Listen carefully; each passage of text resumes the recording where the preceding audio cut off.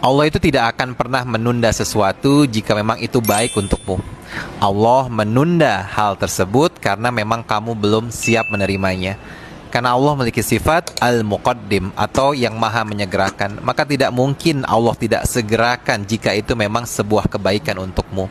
Lalu kapan Allah akan berikan jika memang itu baik untuk kita? Terserah Allah. Waktunya mengikuti maunya Allah, kapannya mengikuti maunya Allah, sebagaimananya mengikuti maunya Allah. Tugas kita manusia berdoa dan berikhtiar. Sisanya tawakal ala Allah, serahkan kepada Allah. Itu adalah domainnya Allah, teman-teman.